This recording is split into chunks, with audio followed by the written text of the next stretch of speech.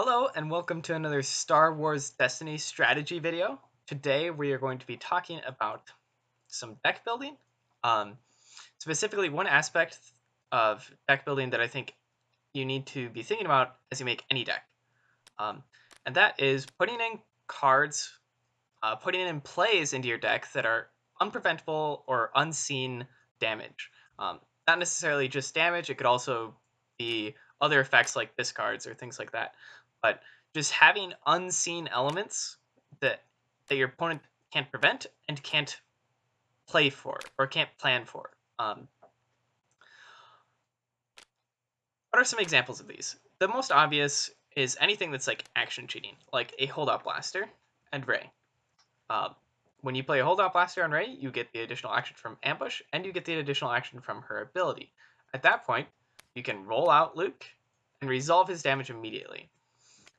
This allows you to deal damage before your opponent can remove any of your dice, which is obviously very good. Other examples would be like Comlink. Comlink, you can reroll Luke's dice and then deal damage, right? Because Ray's action then kicks in, so you can immediately do something afterwards. Another huge example of this is a card like All In, which is resolve any number of your dice in the order of your choice, which allows you to do things like resolve mixed damage if you have both specials and melee damage on the board or something.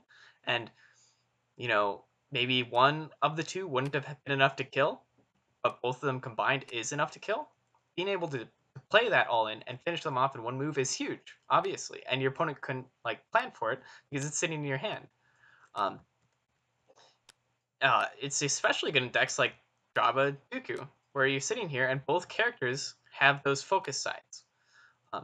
Where whenever you roll those focus, your opponent has the choice of either playing around all in and thinking, okay, how much damage can he do to me? And maybe making some suboptimal choices, or ignoring it and then getting hit to the face for like 5 damage unexpectedly.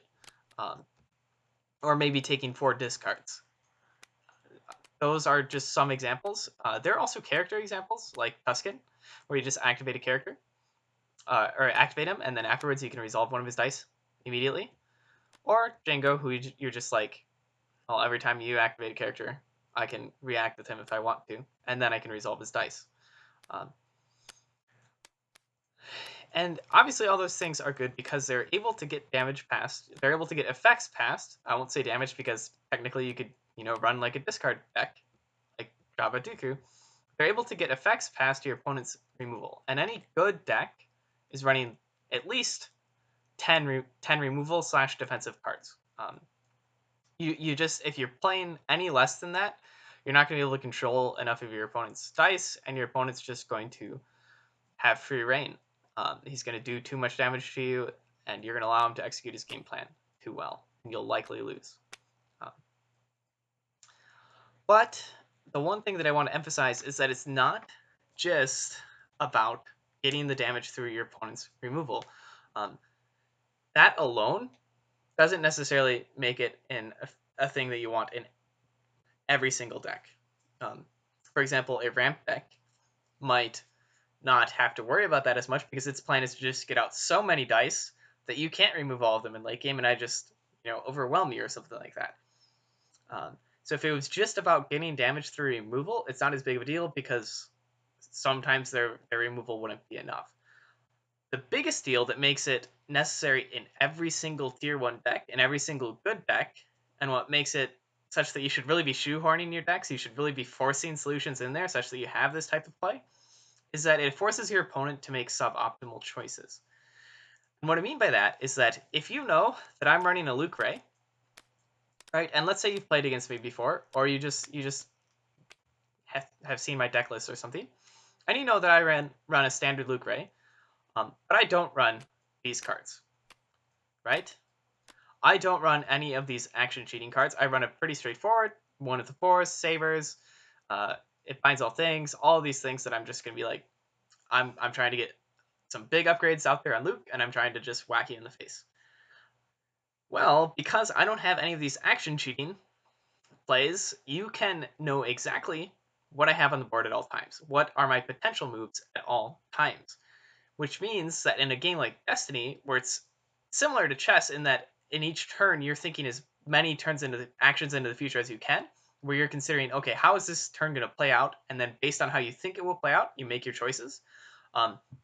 If you know that what your opponent currently has on the board, what his immediate next action um, is not going to do something unexpected, like all in, is not going to be something like a hold out blaster to immediately roll in and resolve Luke. If you know that, you can make your decision making is so much easier because the future is so much easier to see, and because of that, you're able to make better choices, more optimal choices for the entire game.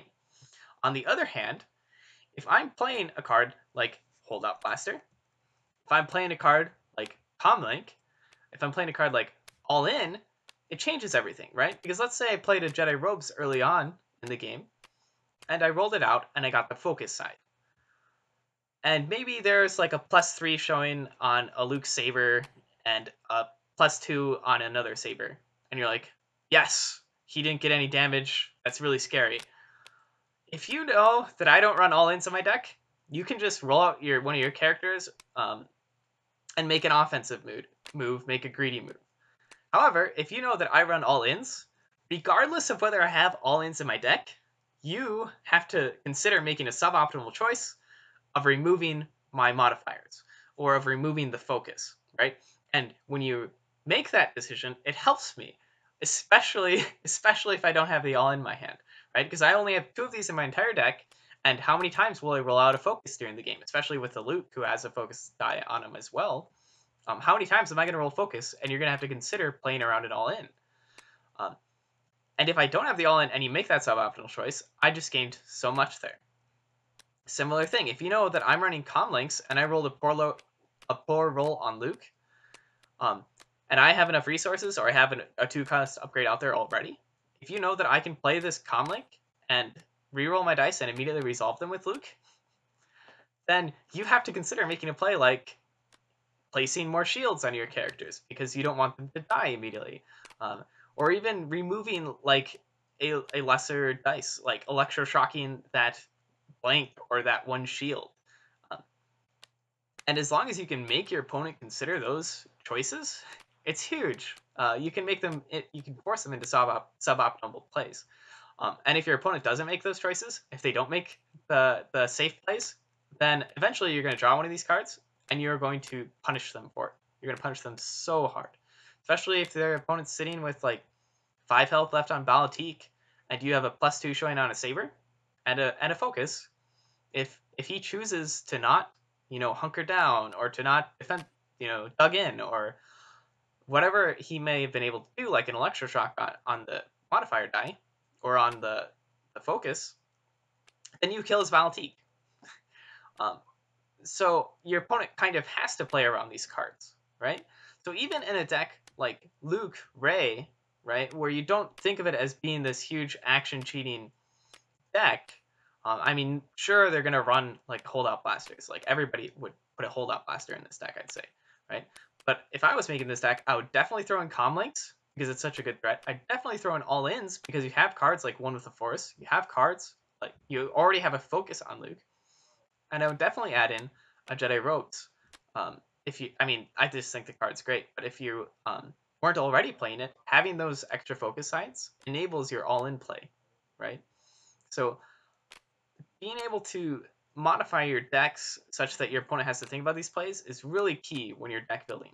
Even in a mill deck like Jabba Dooku, right? You can make plays like being able to all in and discard 4 cards from their hand. If you're running, I think this isn't the most reliable play, but if you have an Infamous on the board and your opponent knows that you could be running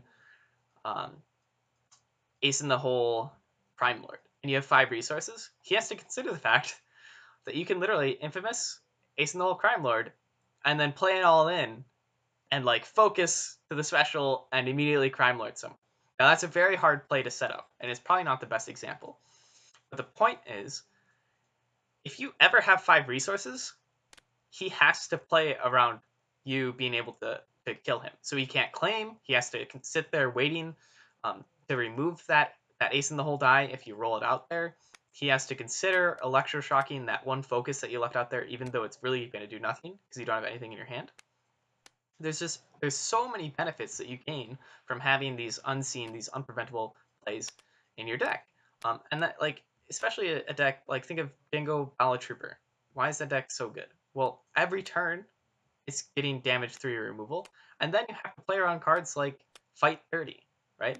And most people just won't play around that card, and then it's going to come back to bite them when you remove 4 dice and kill one of their characters unexpectedly.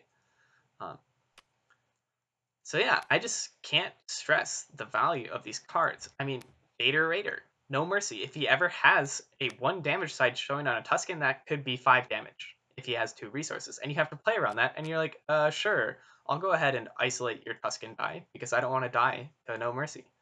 Um, so just be aware of how much having plays like that changes the game. Um, Even if you don't have a no mercy and you have 2 resources and you roll out a 1 side on the Tusken, consider not resolving it. Consider not, like, you know, cheating it out there just so that you can, you know, fake out your opponent into thinking that maybe you're trying to resolve that with no mercy. There's just so many things that having these unexpected damage, there's so many benefits from it. Um, so seriously, whatever deck you're running, find ways to add plays into it that utilize this mechanic. That your opponent can't plan for, or if he does plan for, it makes him play suboptimally. So yeah, what do you think of the video? If you disagree with anything, or if you have any thoughts or questions, go ahead and ask me in the comment section below, and I'll see you next time.